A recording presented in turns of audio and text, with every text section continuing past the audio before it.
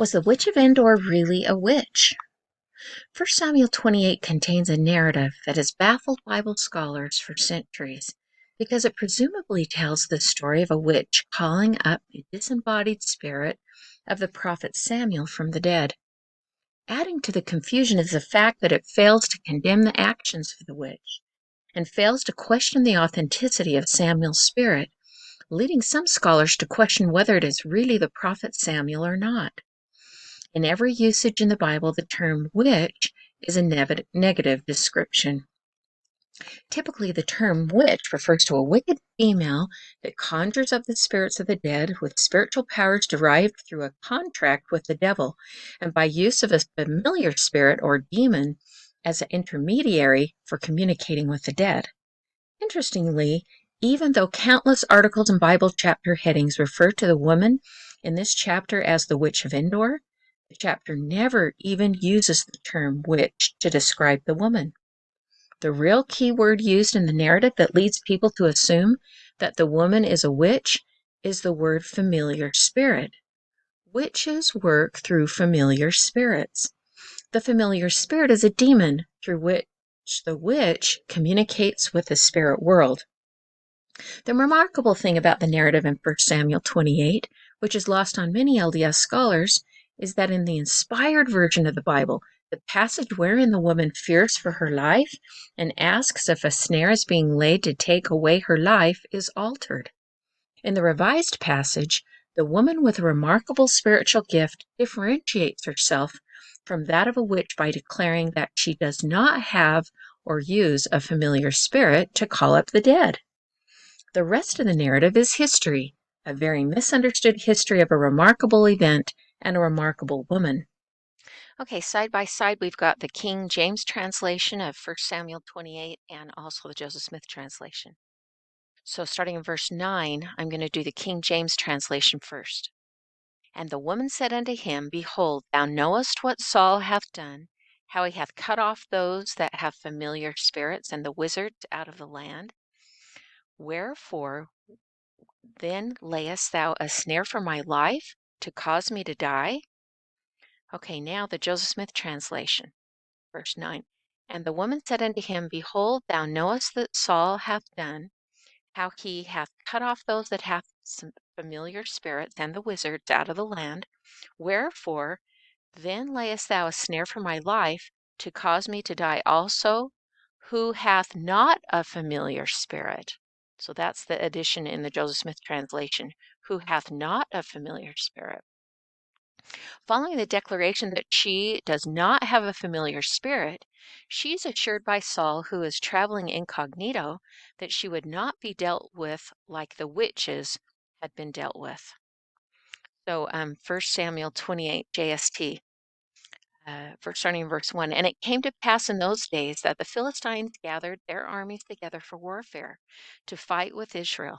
And Achish said unto David, Know thou assuredly that thou shalt go out with me to battle, thou and thy men? And David said to Achish, Surely thou shalt know what thy servant can do. And Achish said to David, Therefore will I make thee keeper of mine head forever. End of quote. No, keep going. Now Samuel was dead, and all Israel had lamented him and buried him in Ramah, even in his own city. And Saul had put away those that had familiar spirits and the wizards out of the land. And the Philistines gathered themselves together and came and pitched in Shunem. And Saul gathered all Israel together, and they pitched in Gilboa. And when Saul saw the host of the Philistines, he was afraid, and his heart greatly trembled. And when Saul inquired of the Lord answered him not, neither by dreams, nor by Urim, nor by prophets. Then said Saul unto his servants, Seek me a woman that hath a familiar spirit, that I may go to her and inquire of her. And his servant said to him, Behold, there is a woman that hath a familiar spirit at Endor. And Saul disguised himself and put on other raiment. And he went, and 2 men with him. And they came to the woman by night, and he said, I pray thee, divine unto me by the familiar spirit, and bring me him up, whom I shall name unto thee.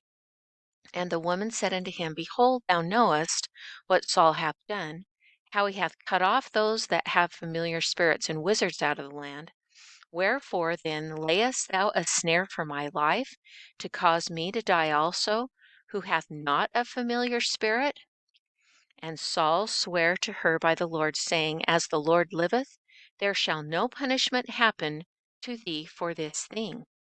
Then said the woman, The word of whom shall I bring up unto thee? And he said, Bring me up the word of Samuel. And when the woman saw the words of Samuel, she cried with a loud voice. And the woman spake to Saul, saying, Why hast thou deceived me? For thou art Saul.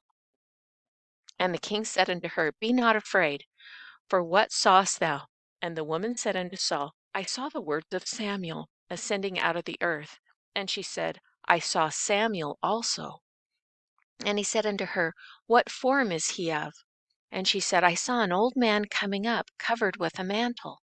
And Saul perceived that it was Samuel, and he stooped his face to the ground and bowed himself. And these are the words of Samuel unto Saul, Why hast thou disquieted me to bring me up? End of quote. So now we've got the definition of disquieted. Made uneasy or restless, disturbed, harassed. Okay, continuing again in the scriptures, quote, And Saul answered, I am sore distressed, for the Philistines make war against me, and God is departed from me, and answereth me no more, neither by prophets, nor by dreams.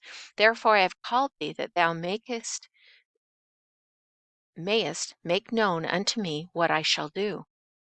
Then said Samuel, Wherefore then dost thou ask of me, seeing the Lord is departed from thee, and is become thine enemy?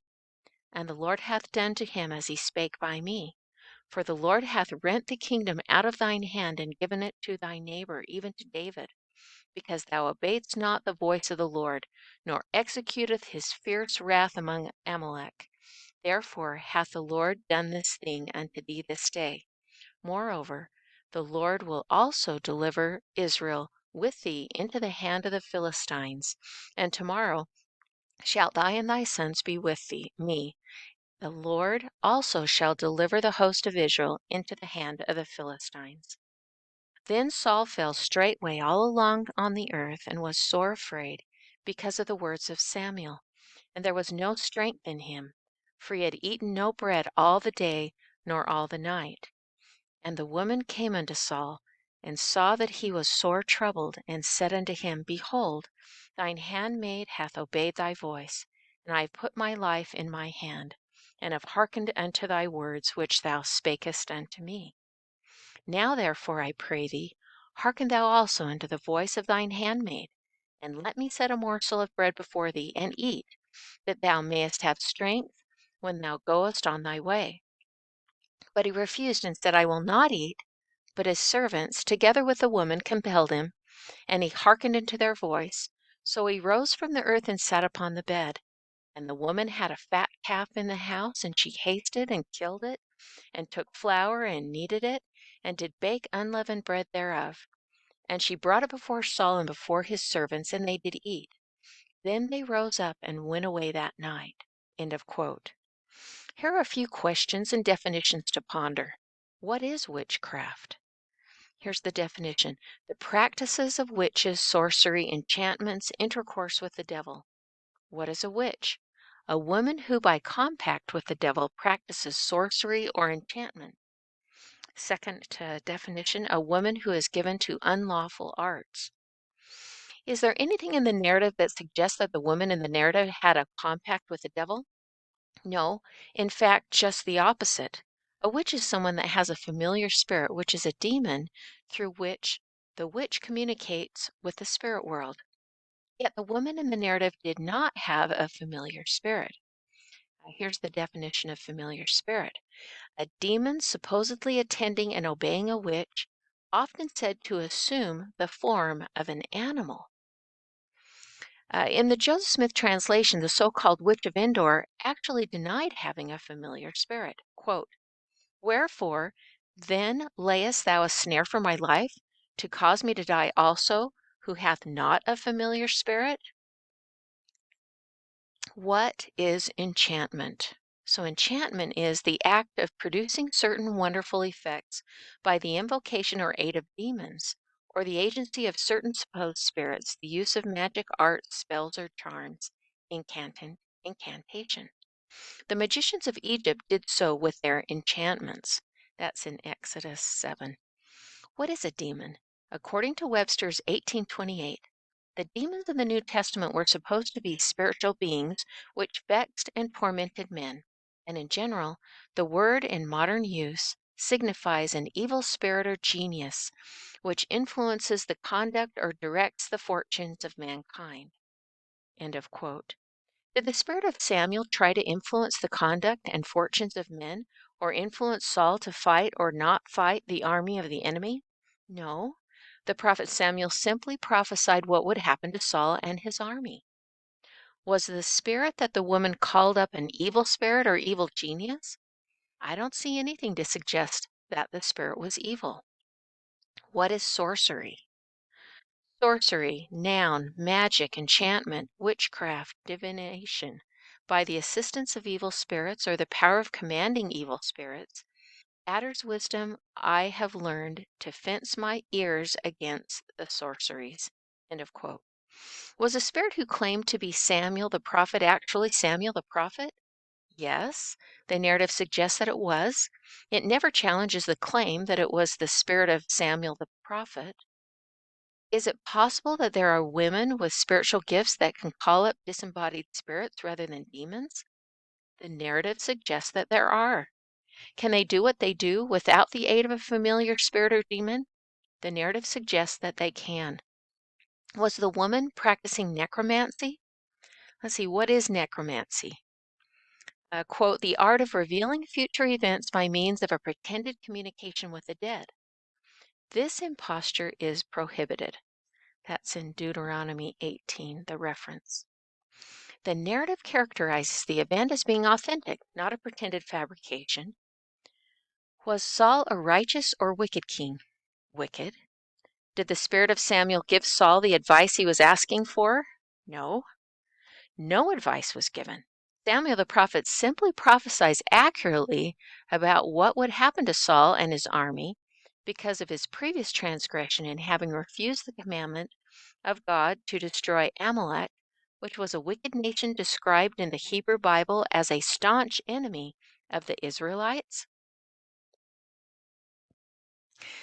Based on the inspired changes that Joseph Smith made in the inspired version of the Bible, I believe this chapter proves that the woman in Endor was not a witch.